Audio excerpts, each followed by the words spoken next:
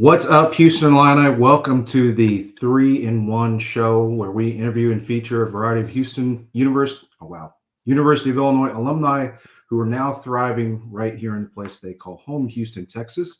My name is Brian Crawford. I am an Illinois graduate circa 2008, and today our featured guest is the renowned senior carbon policy advisor at Worley, Adam Green. And actually, I think you just let me know that there may be a change to that title in the works, Adam. Sure. Yeah, I'm going from an internal advisory role to a consulting role. So the new title would be associate management consultant. Well, so much congratulations on that. That happened this week, yeah? Yeah. Big promotion this week. Thanks. Amazing. Awesome. So let's talk about how our show works. If you attended any Illini sporting event at Illinois, you remember the halftime performance by the Marching Illini, and that performance was kind of broken down into three distinct parts, ending in the alma mater, Hail to the Orange. So since we hope people are watching this show during a halftime break in their week, we will pay tribute to that and break up our interview into three distinct parts as well. And we want to talk to you first about how you got to the University of Illinois. And then what was your time like when you were there, and now what's your life like now in Houston? So without further ado, please welcome to the show, Adam Green. And special note, congratulations on your wedding recently. Awesome. How was that, by the way? Good. A lot of fun. We got married down in Sarasota, Florida. So Hannah's parents, my wife's name is Hannah. Her parents have a house there. They live on a beautiful country club, and we had all our friends and family in from the Midwest. And we had a great time. Great weekend. Great event. I love that. Where'd you guys go on your honeymoon? We have not really done one yet. The following week, I had a conference over in London, and so she came with me. She worked from the hotel for a couple days, and then we built on a few extra days to do some exploring around London. She had never been, and I had only been once before. So we had some good food and saw a lot of cool things. Kind of a mini moon. Yeah, kind of a mini moon. Excited to see where you go on the full thing. Yeah, well, anyway, let's kick off this interview here. We're going to start with part one. Before you got to Illinois, what I've done in research, you grew up in Rochester, Illinois, population 3840, just outside of Springfield.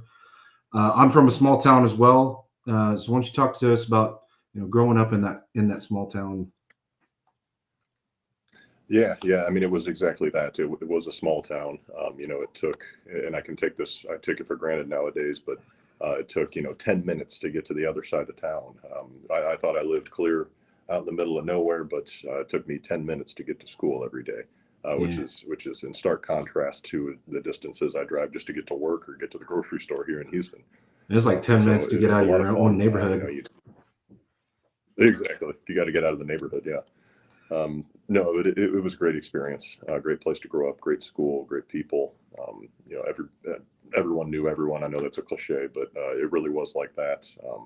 But yeah, it was a great experience growing up. We thought Springfield was a big city, but that was big to us.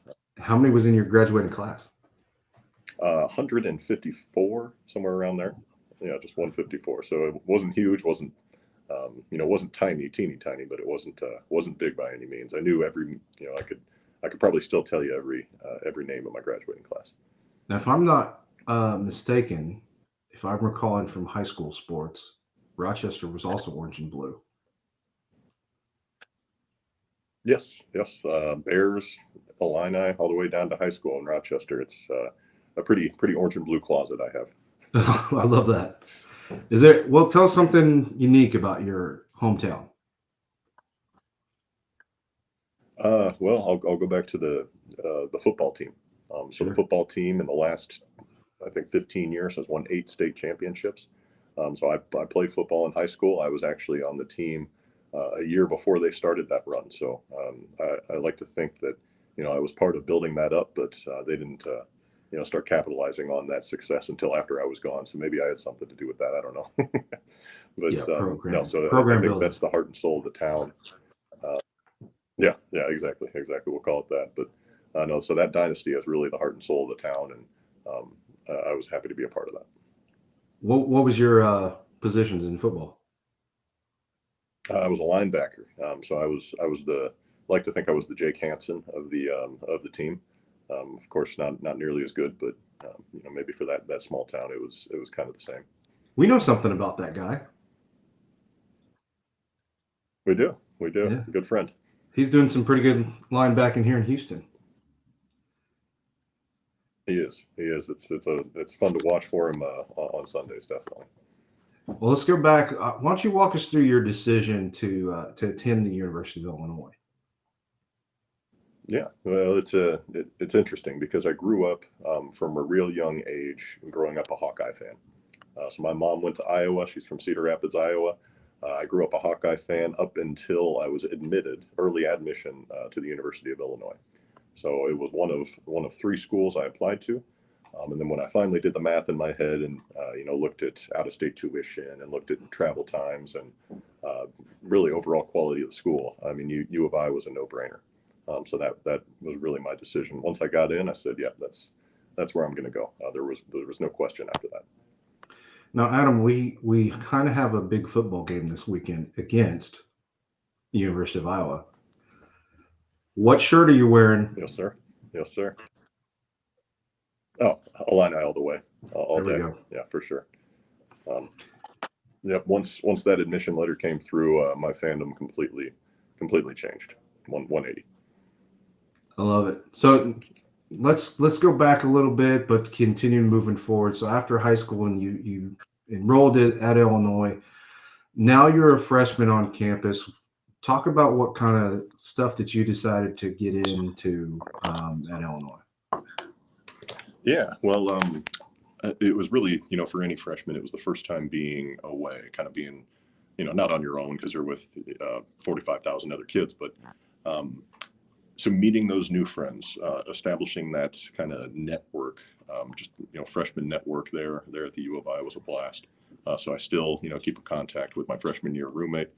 He was a good friend. One of the things I did do was affiliate with one of the fraternities. So the Pi Kappa Alpha fraternity, I pledged that fraternity and became a member, became a very active member, and built a whole network or brotherhood of really great guys.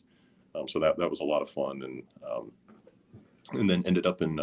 I had a good fraternity buddy that worked at one of the local bars. I think anybody that's watching this knows where Cam's is and knows what Cam's is, but he ended up getting me hired there, and I kind of progressed through the ranks and became a managing bartender there, and was able to make a little spending money while doing my studies and making friends along the way. What was your experience like working at Cam's? I know that was when I was there.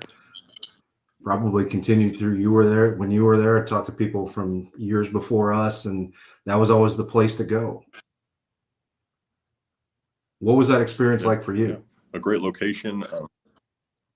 No, it was great. It was great. Some of my best friends from college, from U of I, are coworkers at Cam's. Actually, I'm going to Chicago this weekend, and I plan on seeing a couple of them. Just really great friendships from cleaning the floors. Although a lot of people probably don't think that's true. We did. We went through a lot together. Experienced a lot together, working late into the night. So we had a lot of fun. And again, it was just a network of friends that it can't be forgotten. So outside of the Pi Kappa house and Cam's, were there any other specific times or places that still remain significant in your life? Oh, certainly. I mean, a lot of my studies were done at the ACES library. So on the South Quad, the octagon-shaped building. I mean, that was my favorite place to go. I know people enjoyed Granger or the Biff or the Underground Library, but I think the ACES library, it was brand new. It had some good places to study, some good private places to study. And it was right next to where I did all my classes. So it was a really convenient place, a great place to go. Now if I got it right, according to your LinkedIn, your major was the natural resources and environmental science. How'd you go down that path? That's a good question. I actually started in molecular and cellular biology. So that biology curriculum with biology and the chemistry track really laid the foundation for the science aspect of it. And then what got me interested in the environmental side was NRES 102, which is the introductory class for natural resources and environmental sciences. And I enjoyed that class. I enjoyed about. So it was a pretty smooth transition going from a biological science to an environmental science. And I think it was a great decision, kind of looking at it now and looking at what I do, looking at how I can apply that education. I think it was a great decision. When you moved down that path, did you have in mind like the career track that you've gone down today?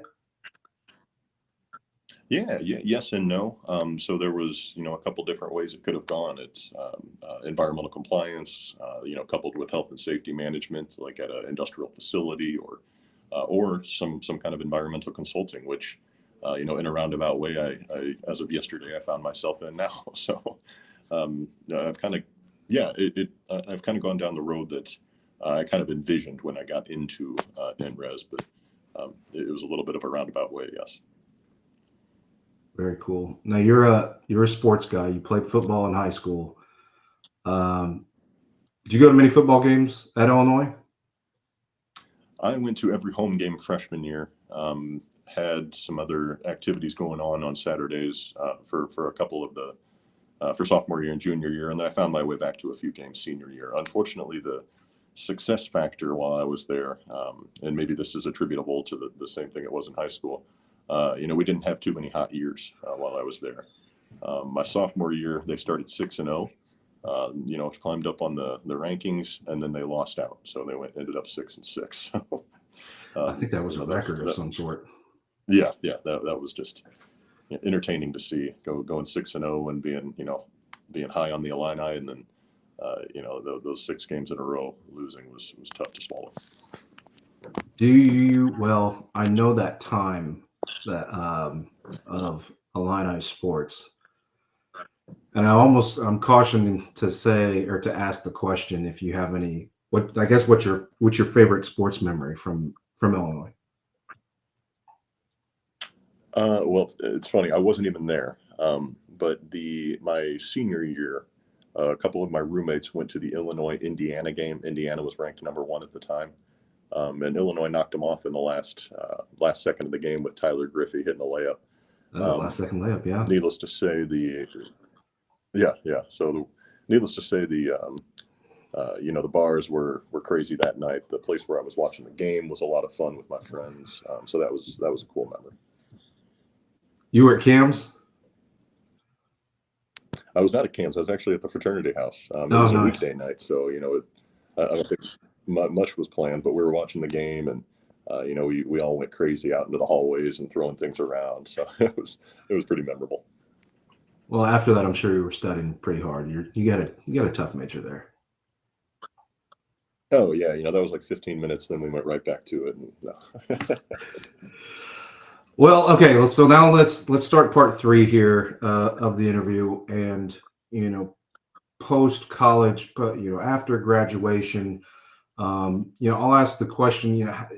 It sounds like, and you've addressed this already, but how do you feel like your degree from Illinois has kind of led you down this path to now, I say senior carbon policy advisor at Worley here in Houston, but let's talk about your career track a little bit. And I'm interested in understanding a little bit better what that role looks like today.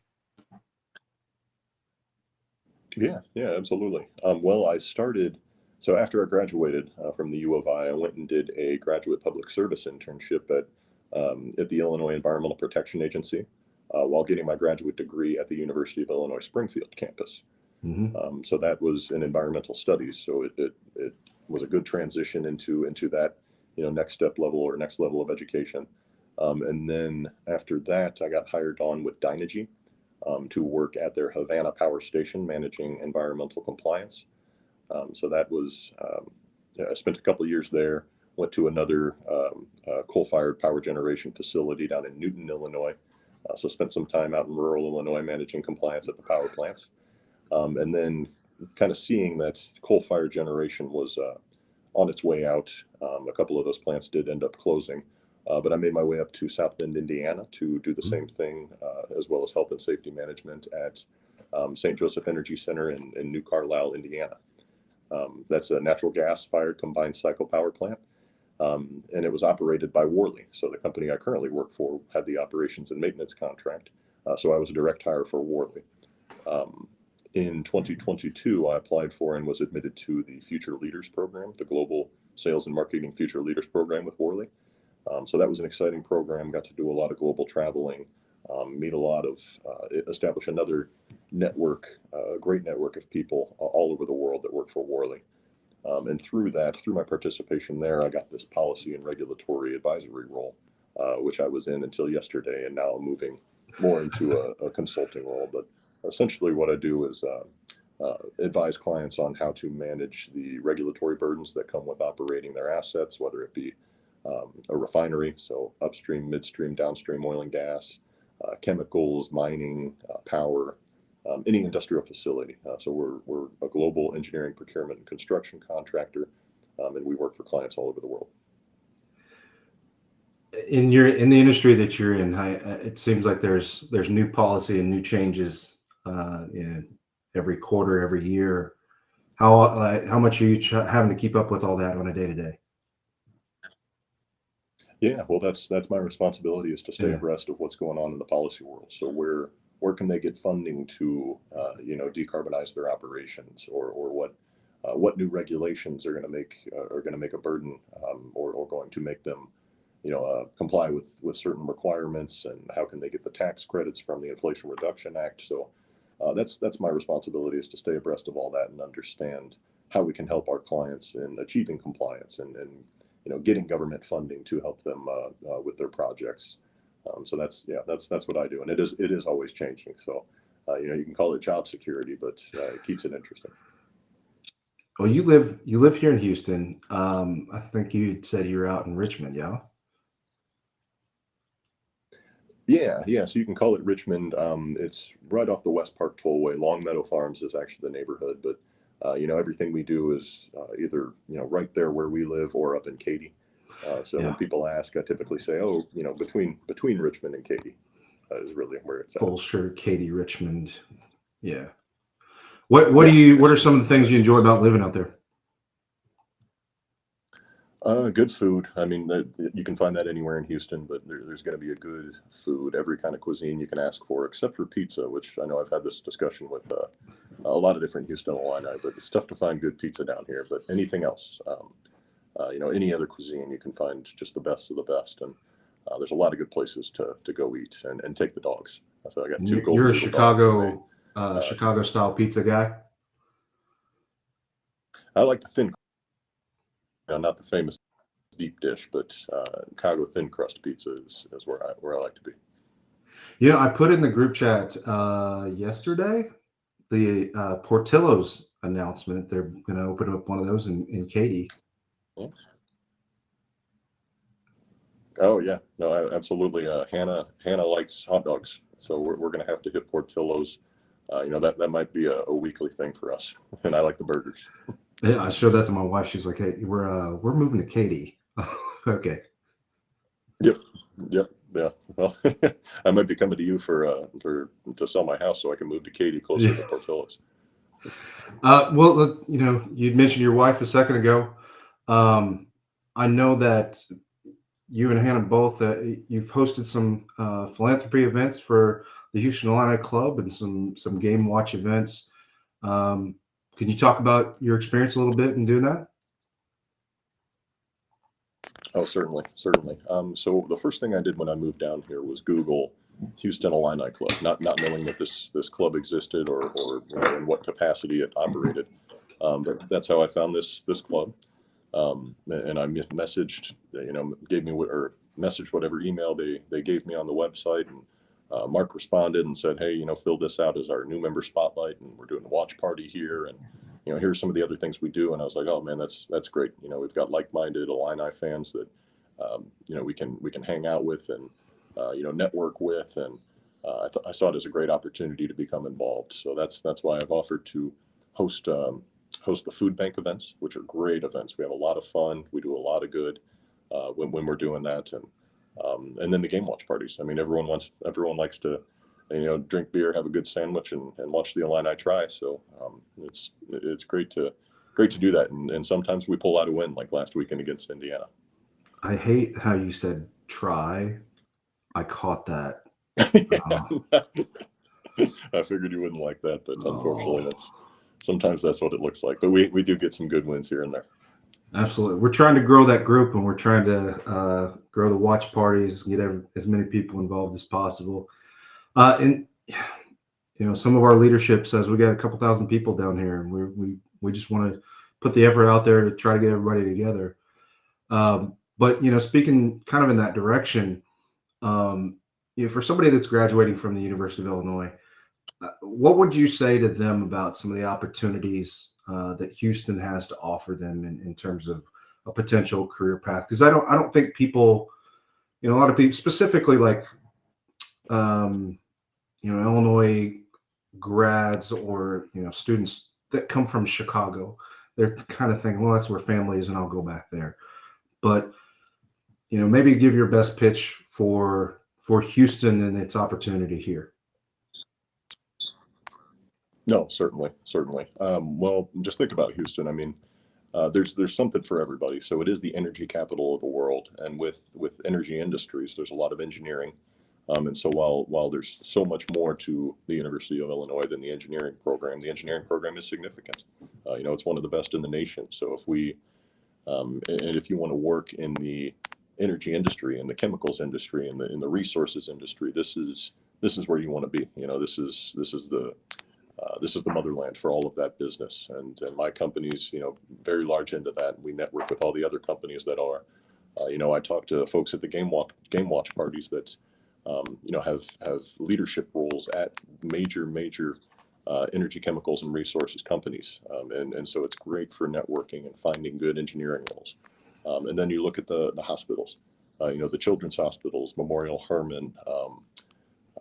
All of those major hospitals. So if you're in healthcare, or you want to be in any aspect of healthcare, there's something for you there. The finance industry. So it's with all of that business and energy that comes with a major financial aspect. So you have major consulting players here. You have finance companies. You have banks that call Houston home. So really, no matter what your degree is, there's going to be something for you in Houston, and that isn't to mention the warmer winters. So it's mid to late November, and I walked the dogs yesterday in a t-shirt because it was 75 and sunny. It was fantastic. Yeah, we should probably go play golf soon. Yeah. Oh, 100% golf, exactly. Yeah. Well, this is normally the part where I kind of give. Where I would give guests the opportunity to talk about something that they're involved in, or philanthropic event. But yeah, I think I discussed before the show, like we kind of wanted to take the opportunity to talk about our club, and